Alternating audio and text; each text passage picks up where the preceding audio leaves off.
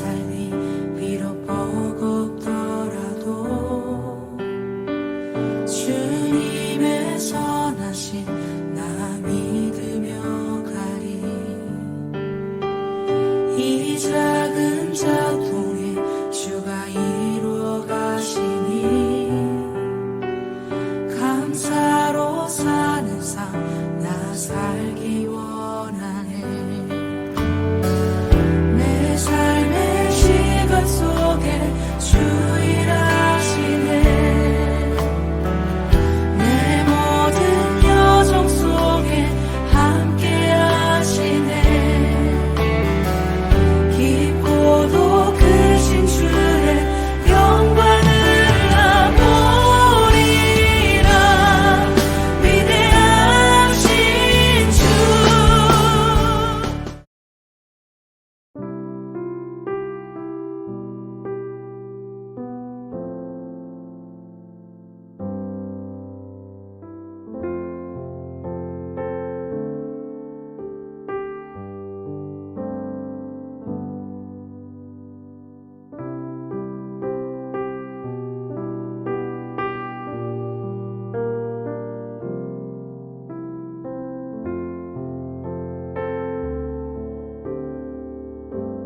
또 두 번째 소리가 있으되 하나님께서 깨끗하게 하신 것을 내가 속되다 하지 말라 하더라. 아멘.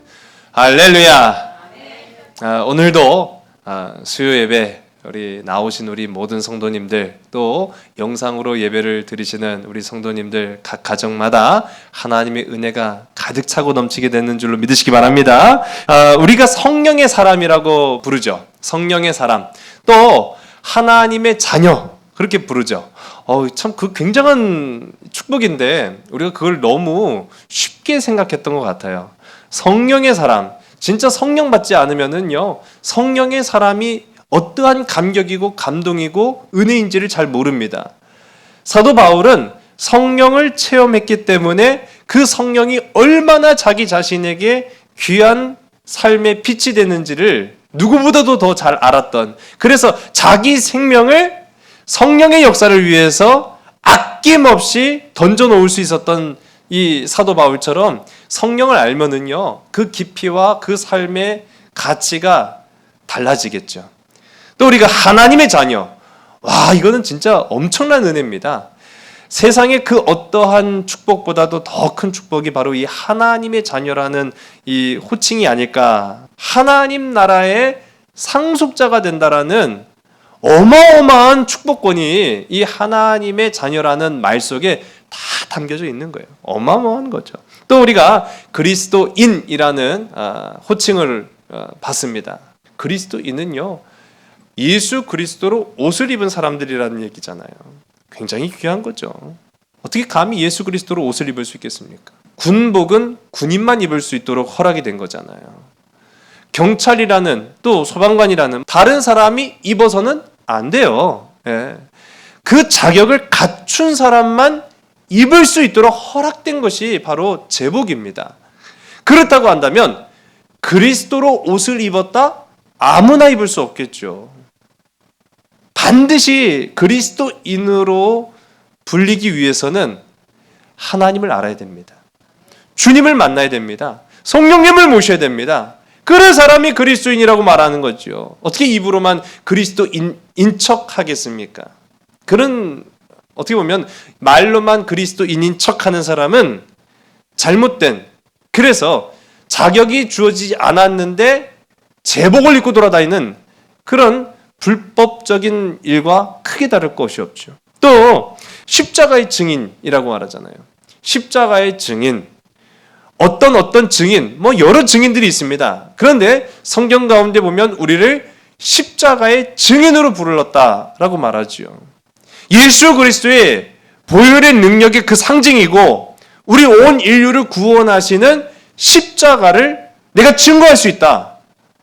굉장한 특권이고 굉장한 은혜요, 굉장한 축복이다라는 사실이죠. 이처럼 우리가 하나님의 자녀, 성령의 사람, 또 십자가의 증인, 그리스도인, 그렇게 부르는 말에는요, 하나같이 그 사람 앞에 성령, 하나님, 예수님, 십자가 그런 성경적인 그래서 나를 초월하는 내 힘과 능력과 나의 한계를 초월하시는 하나님의 은혜가 나의 삶을 덮어서 나를 설명해 주는 거예요. 그런데 성령의 사람, 하나님의 자녀, 십자가의 증인 그렇게 부름을 받으면서 우리가 성령 받은 사람이라도 하루아침에 그 인생이 바뀔까 하는 거죠. 여러분 바뀔까요? 안 바뀔까요? 제가 질문을 다시 한번 드릴까요? 성령 받은 사람이라도 하루아침에 그 삶이 바뀌겠습니까? 아니면 천천히 좀 지금 아직은 덜 익었고 덜 됐지만 아니면 천천히 바뀌어갈까요? 어떨 것 같아요? 그래서 사람은 또 그래요. 내 경험에 비추어서 또 내가 가만히 생각해보니까 급격하게 바뀐 것 같지는 않고 또 어떤 경우에는 또 어떤 계기로 인해서 내가 급격하게 또 바뀐 경우도 있어요. 둘 다 맞습니다. 둘 다 맞아요. 우리 감리교 전통의 존 웨슬리 목사님은 점진적 성화라는 것을 말씀하셨어요. 점진적이라는 것은 급작스러운 건 사실은 아니잖아요. 성화라는 것은 우리가 하나님으로 인해서 예수 그리스도로 인해서 거룩하게 변화되는 거예요. 정말 우리가 어떻게 거룩할 수 있겠어요? 죄 많은 우리가 정말로 어떻게 보면 양심이 썩어 문드러졌고 정말 죄 지은 행동들을 막 일삼는 진짜 우리는 입만 열었다면 거짓말이 그냥 술술술 나오는 죄악된 인생들이 어떻게 거룩해질 수 있겠어요? 그런데 가능해요. 예수님을 내 안에 모시면 성령님과 동행을 하면 하나님의 앞서도 말씀드린 것처럼 자녀가 됐다라고 우리가 하나님을 만난 그 증인으로서의 삶을 살아가게 되면은 우리가 거룩해지는 거예요. 그런데 그거를 조금씩 점진적으로 거룩한 성화가 이루어져 간다. 그렇게 이야기를 해요. 또 그와 다른 주장을 하시는 분들도 물론 있어요. 급진적 성화를 주장하는 경우도 있어요. 근데 둘 다 저는 틀리다고 보지는 않습니다. 예수를 믿는 사람들의 경우를 보면은요. 조금씩 변화되어 가는 거예요. 여러분 물든다는 말을 하잖아요. 제가 전에도 언제 한번 물든다라는 이야기로 말씀을 전한 적이 있는데 물든다. 여러분 어디에 내가 발을 담그고 있느냐에 따라서 거기에 물드는 거예요. 그런데 내가 말씀에 깊이 뿌리를 내리고 하나님의 은혜에 발을 담그고 있으면은요. 지금 당장은 아니어도 조금씩 물들어가는 거예요. 그런데 우리가 세상에 발을 딛고 그것이 좋사오니 정말로 물질과 권세와 명예가 나는 그저 그래 나를 기쁘게 하고 그러다가 이따금씩 주일날 교회 와갖고 그냥 말씀 사모하는 척하고 다시 또 세상 가갖고 6일 동안 그냥 신나게 그렇게 살아가는 사람 어디에 더 영향을 받겠습니까? 당연히 세상에 물들 수밖에 없는 거죠. 어디에 물들었냐에 따라서 완전히 다른 결과가 나타날 수밖에 없다. 그리고 또 어떠한 계기를 통해서 마치 사도 바울을 만나 주신 것처럼 너 노선을 바꿔라. 노선을 바꾼다는 건 쉬운 일이 아니거든 사실은요. 삶의 노선을 바꾼다는 건 쉬운 일이 아님을 여러분 인생을 살아가면서 알잖아요. 내 진로를 하나 결정하는 것도요. 굉장히 신중한 문제 아니겠습니까? 근데 인생의 노선을 바꾼다니요. 완전히 내 삶이 180도 달라지는 거거든요. 근데 하나님 때로는 우리의 삶의 노선을 180도 바꿔놓으실 때도 있어요. 그런 경우들을 저는 봅니다. 그래서 이 두 가지 경우가 다 맞다. 그런 측면에서 점진적으로 가는 사람한테 야, 너 그렇게 해갖고 되겠어? 개가 안 나게? 한 번에 바뀌어야지 라고 한다고 저는 그게 될까라는 생각도 들고요. 또 막 확 바뀌어갖고 막 하는 사람한테 야, 너 너무 빨라. 너무 빠른 것 같아. 좀 천천히 한다고 그게 되겠어요? 막 내가 지금 불 받아갖고 미치고 환장하겠는데. 그런 경우 있어요. 그럼 이제 그러죠. 야, 하루아침에 그렇게 바뀌면 죽어. 그런 의미에서 우리가 오늘 말씀을 좀 생각해 볼 필요가 있는데 제 이야기를 한 가지 먼저 드리려고 해요. 지독하게 경쟁을 하는 식당 주인 두 사람이 길 하나를 사이에 놓고 서로 마주보면서 장사를 합니다. 그런데 가게 주인들이요. 경쟁심이 너무 치열한 거예요.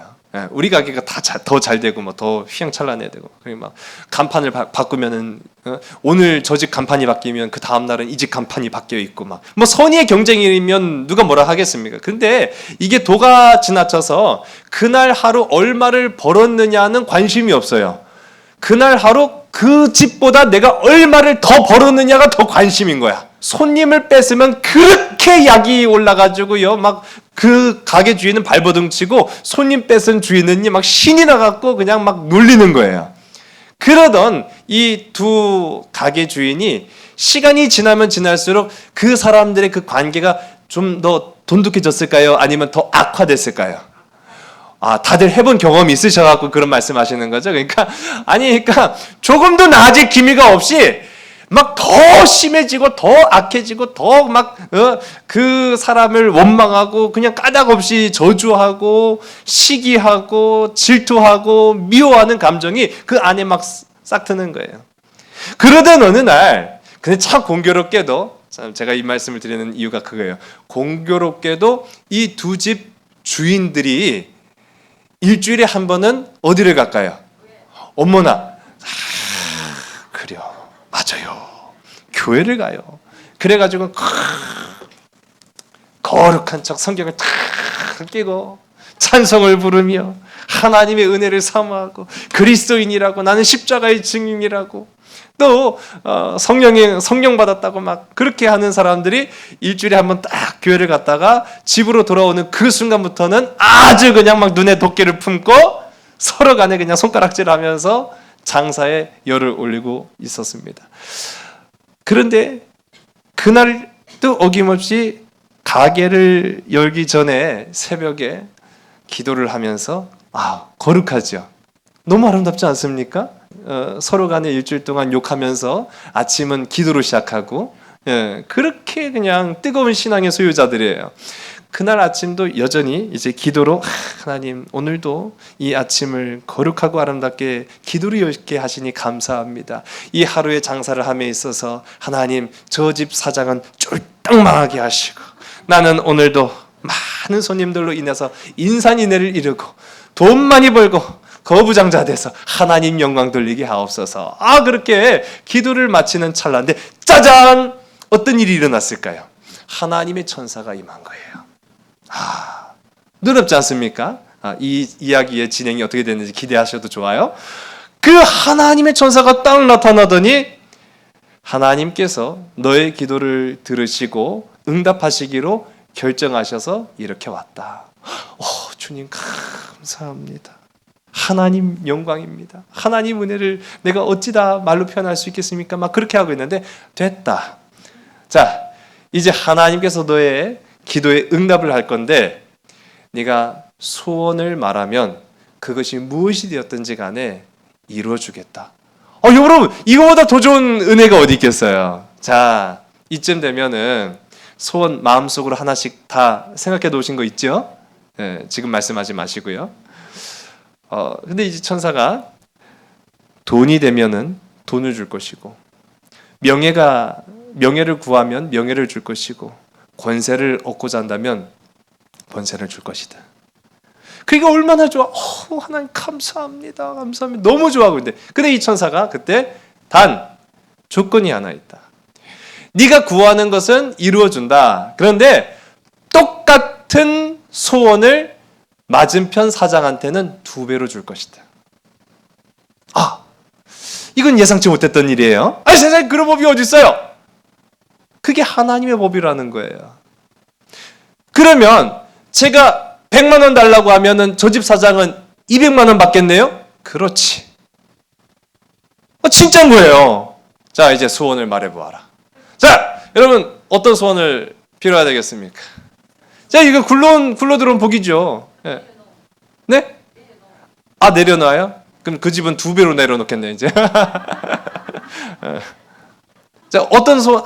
이제 말씀하셔도 돼요. 어떤 소원을 빌으실까요? 솔직히 말씀하셔도 돼요.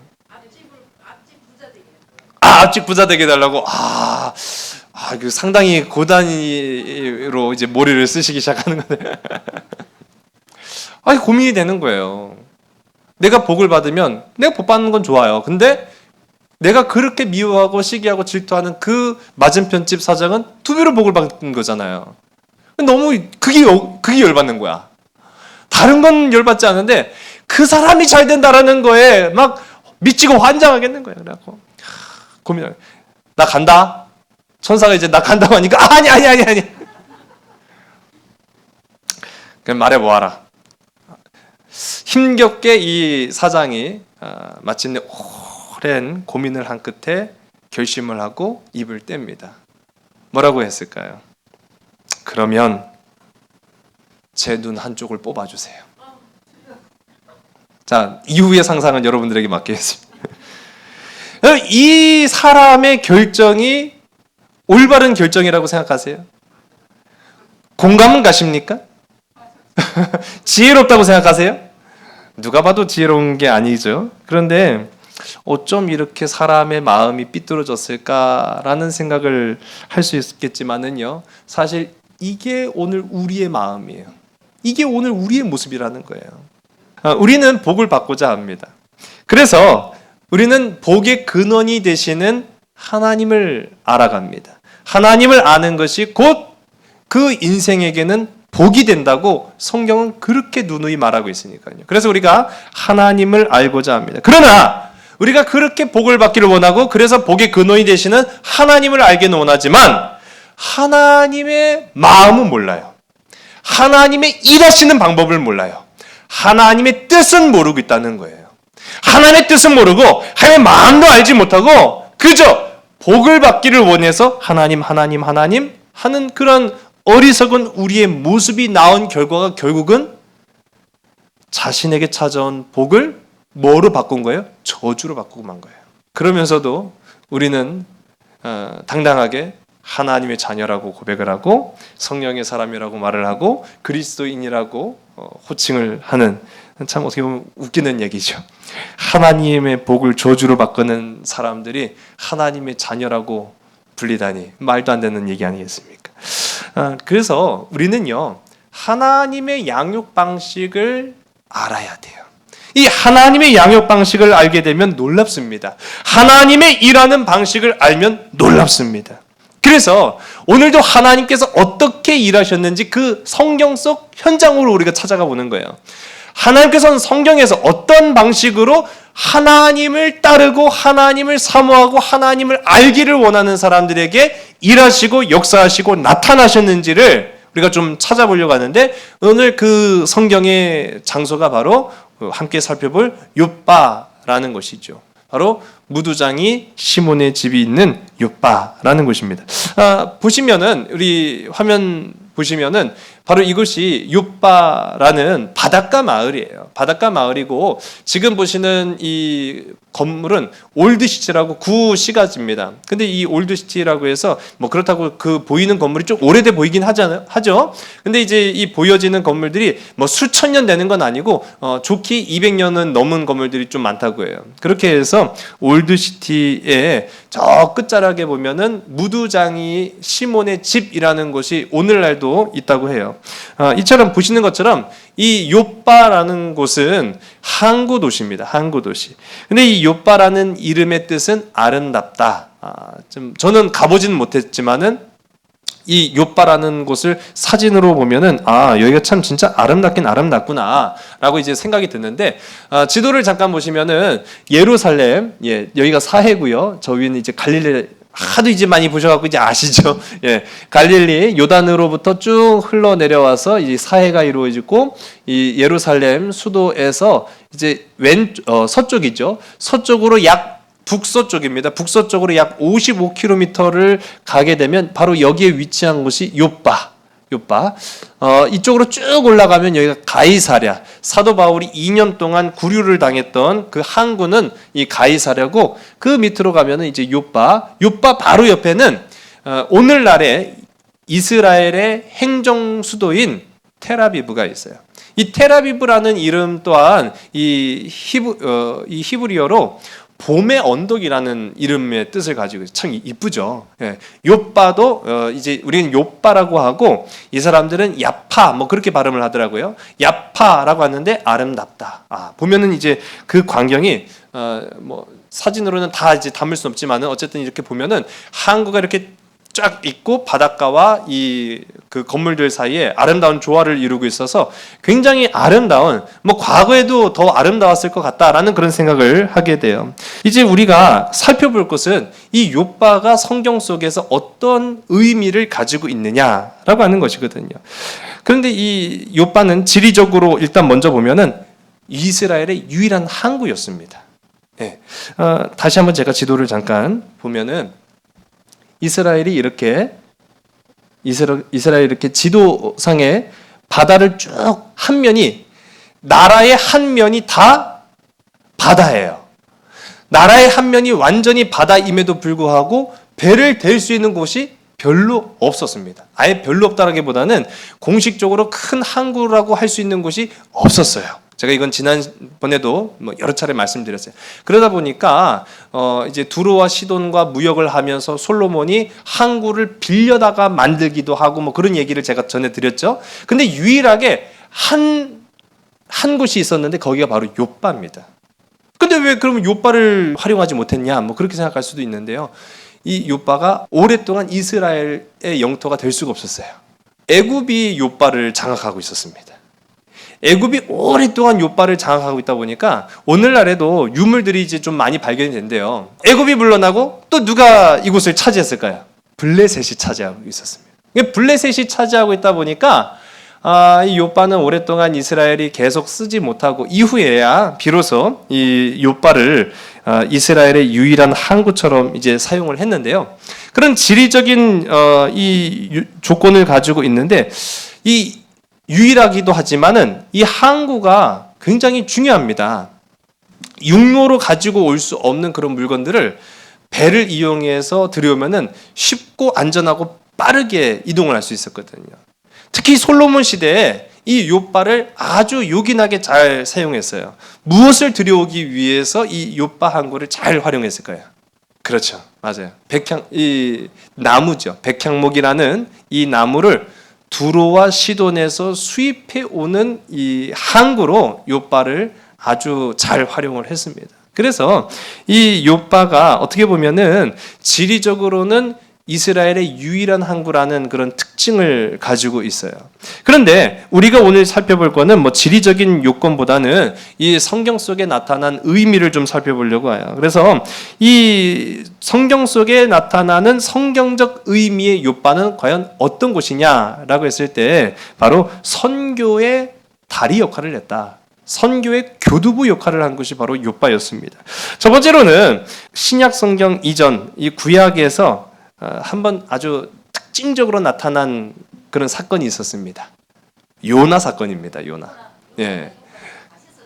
1절 우리 요나서 1장 1절서부터 3절까지 함께 읽으면 시작. 여호와의 말씀이 아미떼의 아들 요나에게 임하니라. 이르시되 너는 일어나 저 큰 성읍 니느웨로 가서 그것을 향하여 외치라. 그 악독이 내 앞에 상달되었음이니라 하시니라. 그러나 요나가 여호와의 얼굴을 피하려고 일어나 다시스로 도망하려 하여 욥바로 내려갔더니 마침 다시스로 가는 배를 만난지라. 여호와의 얼굴을 피하여 그들과 함께 다시스로 가려고 뱃삭을 주고 배에 올랐더라. 아멘.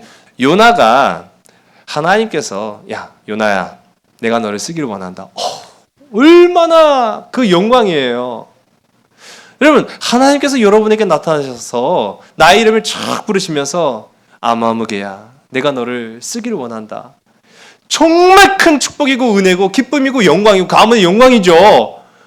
그런데 그만 그 영광을 발로 뻥 걷어차고 요나가 어떻게 합니까?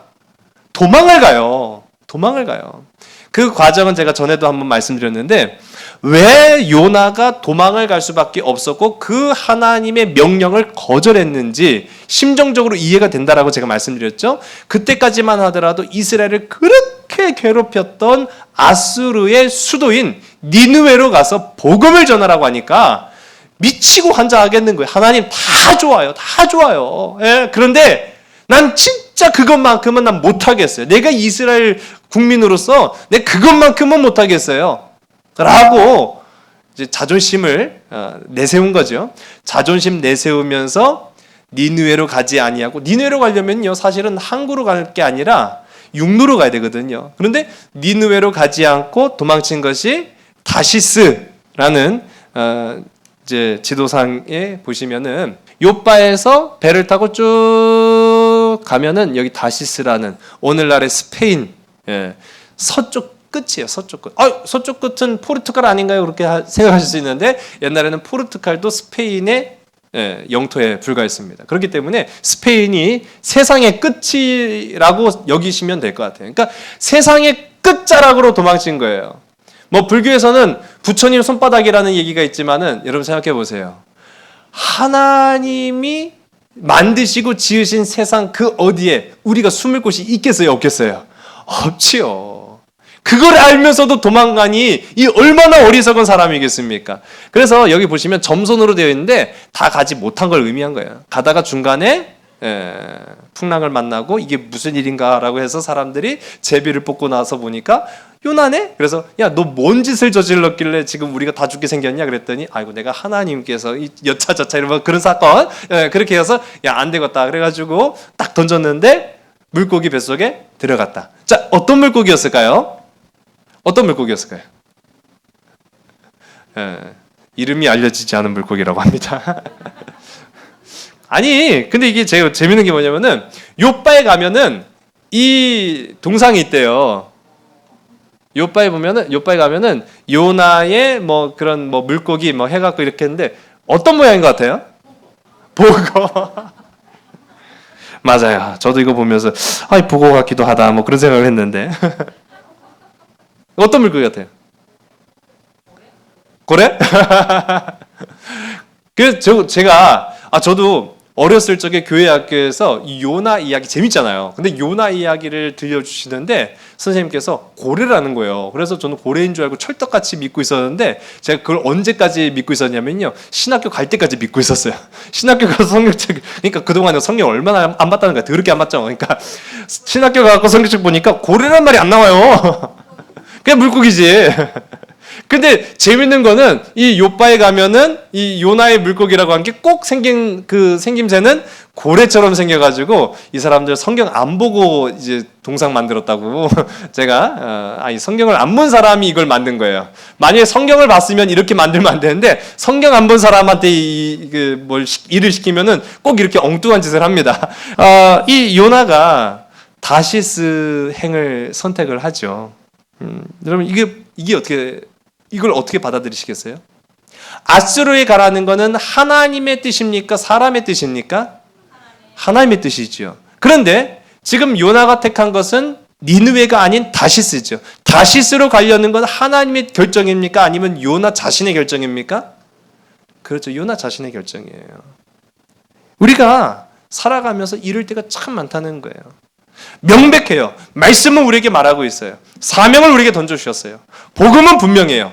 진리는 조금도 그것이 어둠과 타협하지 않아요. 그런데 우리는요, 늘 그거를 막 끊임없이 타협해요. 희석시키고 타협하고 고민하면서 그 고민하는 이유가 분명하거든요. 이게 견주어 보는 거예요. 하나님의 뜻이 낫나 아니면 내가 결정하는 게 낫나 하는 그런 줄다리기를 하면서 늘 고민을 하는 거예요. 그래서 우리는 어디로 결정합니까? 늘 요나처럼 니느웨가 아닌 다시스 행을 결정을 내리는 바로 그런 것이 이 요빠에서 일어난 사건이라는 거죠. 요나를 택하신 것은 하나님이 요나에게 주신 축복입니까? 저주입니까? 축복이죠. 오늘 우리를 하나님의 자녀로 부르신 것 자체는 우리에게는 말할 수 없는 하나님의 축복이거든요. 그런데 그건 고마운 걸 알면서 그건 하나님 나를 택하여 주신 건 고마운데 나에게만 복을 주신 게 아니라 나를 통해서 그들에게 복을 주신다고요? 나 그건 그 짓은 못해요. 차라리 내 눈을 빼요. 그러나 이 사건을 계기로 해서 결국 요나는 어디로 행하게 됩니까? 니느웨로 가게 되죠. 니느웨로 갑니다. 어쨌든 결론적으로는 하나님께서 선교의 결정적 동기를 부여해 주신 장소가 바로 이 욥바라는 항구가 되었다라는 사실이에요. 사람이 아무리 치밀하게 계획하고 그것을 실행하려고 안간힘을 쓴다 할지라도 하나님이 계획하신 것, 하나님이 말씀하신 것, 하나님이 이끄시는 대로 가지 않고서는 우리의 발걸음은 한 걸음도 나아갈 수 없구나라는 생각, 하나님의 계획은 사람의 계획과 다르다라는 것을 알게 되는 거예요. 그러면서 이제 오늘 우리가 이제 본격적으로 우리 함께 읽은 본문의 말씀, 이 베드로가 욥바에서 경험했던 그런 사건들을 이제 마주하게 됩니다. 베드로는 성령 받았을까요? 안 받았을까요? 이상한 질문을 제가 좀 드려요. 베드로는 성령 받았을까요? 안 받았을까요? 지금 굉장히 대답을 못하고 계신데 받은 사람이죠. 네. 자, 또 제가 질문을 드릴게요. 베드로는 하나님의 마음을 아는 사람일까요? 하나님의 마음을 알지 못하는 사람일까요? 지금 여기서 말씀드린 거예요. 하나님의 마음을 알았다고요? 자, 이제 우리 그거를 이제 좀 살펴보려고 하는 거예요. 제가 앞서도 질문을 드렸죠. 우리는 그리스도인, 성령 받은 사람, 성령의 사람, 뭐 십자가의 증인, 뭐 그런 뭐 여러 가지 호칭들을 뭐 그냥 다닥다닥 붙이고 다니는 사람들이에요. 예. 그런데 진짜 우리가 하나님의 마음을 알았냐고요. 정말 베드로가 성령을 받았다. 그리고 베드로는 우리가 잘 아는 자타공인 예수님의 제1제자라고 불림을 받았습니다. 그런데 그런 그가 하나님을 정말 알았을까? 하나님의 뜻을 알았을까? 그 시험대가 바로 오늘 이 말씀의 욥바라는 장소지요. 그렇게 우리가 아는 것처럼 성령도 받았고 예수님의 제자이기도 했지만 이 베드로는 어느 나라 사람입니까? 어느 나라 사람입니까? 이스라엘 사람이잖아요. 이스라엘 사람. 유대인이란 말이에요. 유대인. 그 지독하기로 유명한 유대인이란 말이에요. 유대인으로 평생 살았던 베드로의 삶의 방식, 그리고 생각의 방식, 사고 방식, 행동 방식, 그거 하루아침에 고쳐졌을까요? 안 고쳐졌을까요? 안타깝게도 그게 안 고쳐졌어요. 그걸 고친 장소가 바로 이 욥바라는 곳입니다. 어떻게 보면은 베드로는 여러 경험을 했어요. 예수님을 만나면서 급진적인 경험도 했고요. 그렇게 예수님과 동거동락 3년 동안의 그 공생의 기간 동안 함께 머물러 있으면서도 여전히 깨지지 못한 그런 부분도 있었어요. 그런데 성령 시대죠. 지금은 이 베드로가 성령 시대를 지금 살아가고 있는 그 와중에도 아직 여전히 남아있던 그 유대인으로서의 잘못된 뿌리, 생활 방식, 사고 방식, 행동 방식, 그런 거를 완전히 뿌리 뽑아서 하나님의 사람으로 거듭난 장소가 바로 이 욥바이기 때문에 우리에게는 굉장히 중요하다라는 사실입니다. 사도행전 오늘 우리 본문의 말씀이죠. 우리 15절 또 두 번째 소리가 있으되 하나님께서 깨끗하게 하신 것을 내가 속되다 하지 말라 하더라. 아멘. 제가 이 말씀은 우리 지난 사도행전 강해를 통해서 여러 차례 함께 나눴기 때문에 구체적으로 다룰 필요는 없고 하나님께서 이 기도하고 있던 무두장이 시몬의 집에서 기도하고 있던 하늘의 하나님 앞에 기도를 하는 가운데 하늘에서 환상 속에 뭐가 착 내려오죠. 네. 음식이 내려왔어요? 아니면 그 산 짐승이 내려왔어요? 또 이게 또 질문 드리면 되지. 아니 그러니까 살아 있어요, 죽었어요? 산 게 내려왔어요, 죽은 게 내려왔어요? 그래요. 이게 그래서 우리가 베드로가 거절할 만했네. 이거 목으로 하는데 살았으니까. 제가 전에도 말씀드렸어요. 제가 닭 좋아한다고 했더니 전에 있던 어떤 전에 교회에서 어떤 그 분이 목사님 닭 좋아한다며 그래갖고 예 제가 닭 좋아합니다 그랬더니 산 닭을 자꾸 갖고 와갖고 잡아 먹으라고 그래갖고 못 잡아 먹어갖고 그랬는데 산 게 내려오는 거예요. 그런데 중요한 거는 살아 있다라는 것 자체가 중요한 게 아니라 이스라엘 그 유대인의 율법으로는 부정하여서 먹을 수 없는 것들이 고자기에 쌓여서 내려옵니다. 그걸 본 이 베드로가 기겁을 했겠죠. 어휴! 막 욕을 했을지도 몰라요. 베드로 같은 성격에. 어이! 진짜 하나님 깜짝 놀랐네 진짜. 기도하다가 놀라 보셨어요? 전 기도하다 가끔 아주 가끔 깜짝 놀라요. 예. 기도하다가 저희 집사람이 새벽에 저를 찾으러 와요. 그러면은 기절을 해요. 막 하나님이 오신 줄 알고 막 기도를 막 하고 있는데 막 저를 뒤에서 쿡쿡 찔러가지고 깜짝 놀라요. 예, 들어올 때가 됐는데 안 들어와갖고 찾으러 왔다고. 자 그래가지고 그 기도하다가 놀란 거예요. 베드로가 깜짝이야 하나님 놀랬잖아요. 이게 뭐예요? 그랬더니 먹어라. 이거 어떻게 먹어요? 살았잖아. 사람은 어떻게 먹어요? 근데 다 가만 보니까 사한 게 문제가 아니라 이건 다 부정한 것들이에요. 이건 부정해서 못 먹습니다. 근데 그 환상을 여러 차례 보여주셨죠? 오늘 우리가 함께 읽은 말씀을 보면 두 번째로 보여주신 환상 속에 하나님께서 뭐라고 말씀하십니까? 내가 깨끗하다라고 한 것을 왜 네가 속되다라고 판단하느냐? 왜 네가 결정해? 왜 네가 결정해라는 아주 엄중한 말씀을 이제 베드로의 가슴에 던져 놓으시는 거예요. 베드로는 깜짝 놀랐어요. 내가 아직도 청산하지 못한, 해결하지 못한 죄의 뿌리가 내 안에 남아 있었구나. 나를 부르신 것에 너무 감사하고 나를 사용하신 것에 너무 기뻐서 그렇게 하나님의 일들을 정말로 앞다투어서 내가 가서 복음도 전하고 병도 고치고 하나님의 나라를 전파하고 했는데 정작 내 안에 아직도 나는 유대인으로서의 사고방식과 생활의 습관을 버리지 못하고 있었구나. 하나님이 원하시는 것은 그런 경계를 다 허물고 모든 사람들에게 은혜가 미치기를 원하시는 것이고 모든 사람들에게 구원의 역사가 이루어지기를 원하시는데 나는 아직 멀었구나. 아직 수련이 멀었다는 것을 이제 베드로가 깨달게 되는 것이죠. 여러분 사실 이 욥바에 베드로가 머물게 된 계기는 복음을 막 전하고 있다가 도르가라는 아주 선행을 베푸는 여인이 그만 죽어버리고 말았어요. 근데 그 여인이 살던 곳이 바로 욥바라는 곳이었어요.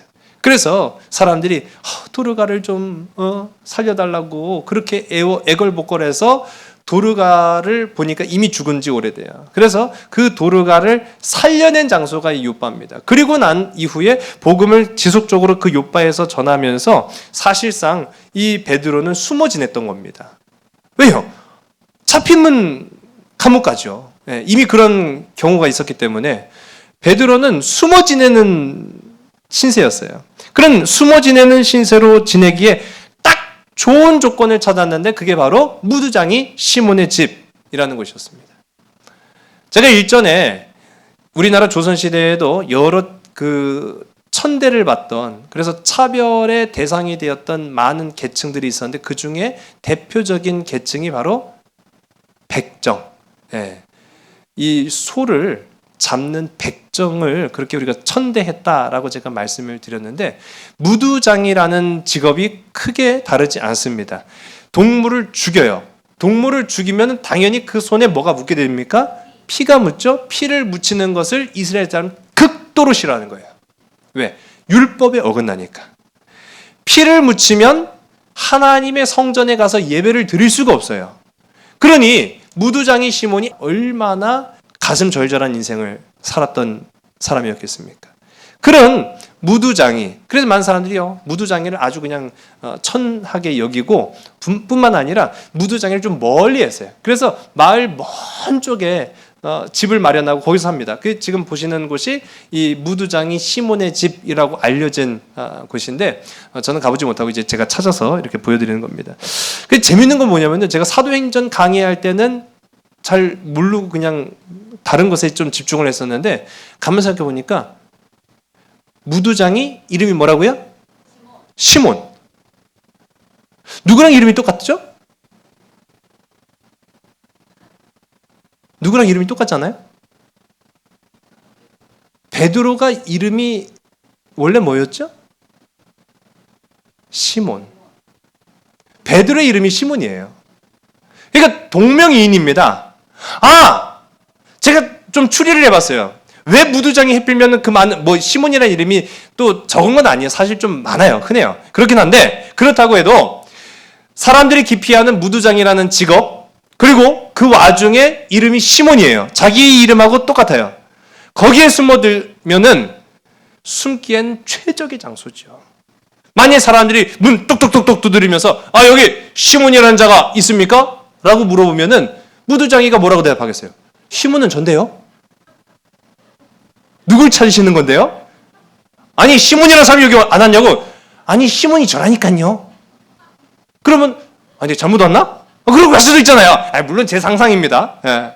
그렇긴 한데 이 베드로가 머리를 좀 썼네? 좀 그런 생각을 해보게 되는 거예요.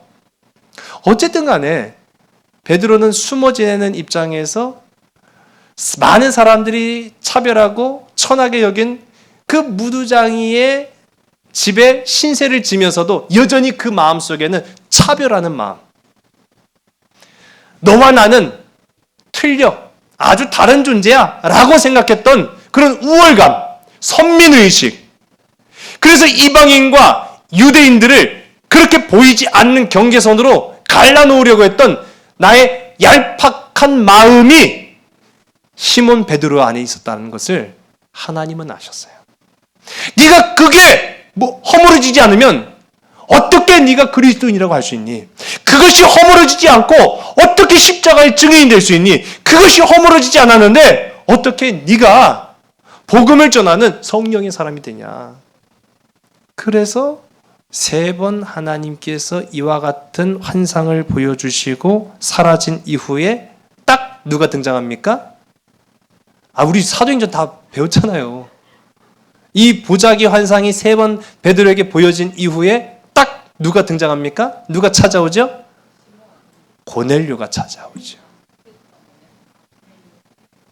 이방인의 백부장 고넬료가 똑같이 환상을 보고 하나님의 부름을 따라 이 욥바에 숨어 있는, 그래서 아무도 찾지 못할 거라고 생각했던 무두장이 시몬의 집에 숨어 있었던 베드로에게 와서 그 베드로의 복음을 청하는 사건.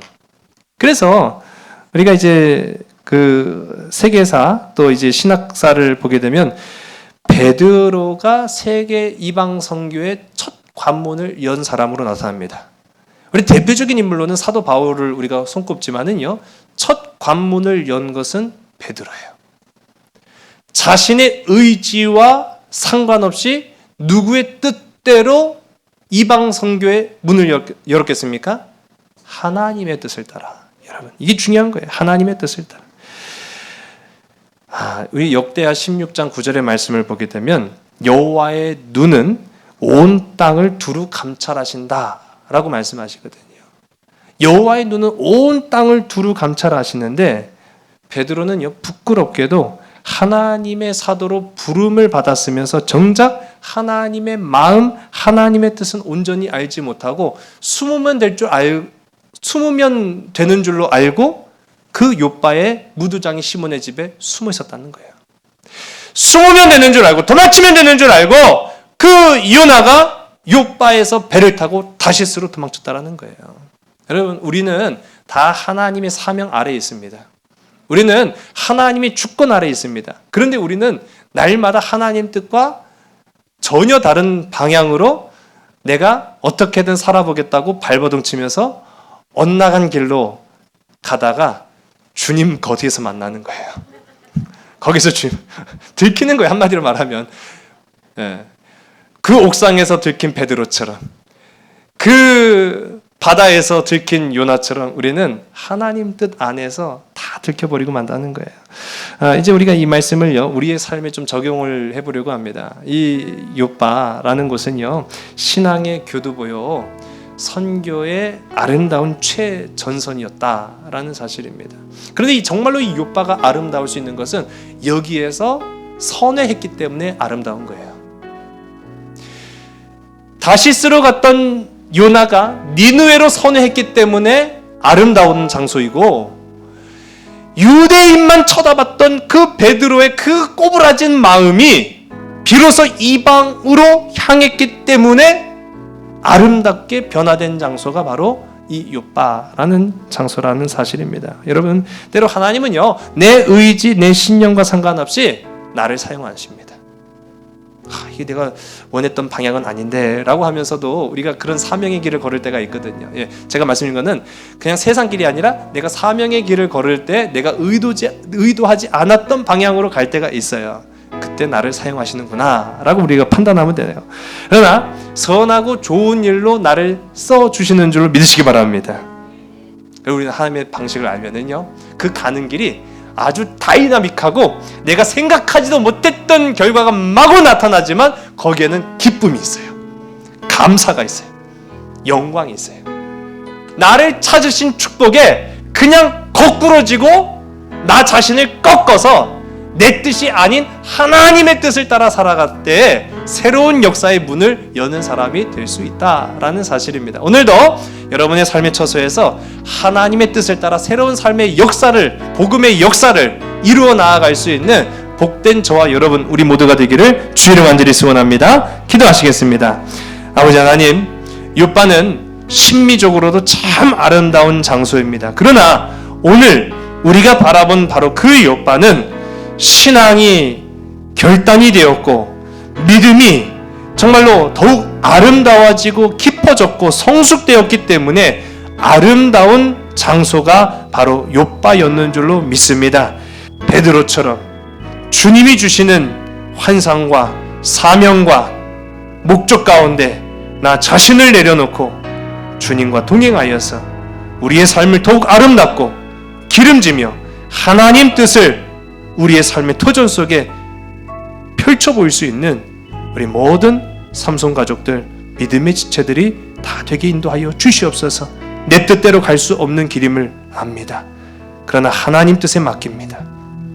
우리의 육신의 걸음도, 우리의 신앙의 발걸음도 주님께 맡깁니다. 하나님이 나를 사용하여 주시고 내 의지와 내 심령과 상관없이 쓰실지라도 더 좋은 것으로, 더 기쁨의 것으로, 더 아름다운 열매로 채워 주실 줄로 믿습니다. 모든 것을 주께 온전히 의탁하오며 참 사랑 되시는 예수 그리스도의 이름으로 감사하며 간절히 기도드렸사옵나이다. 아멘.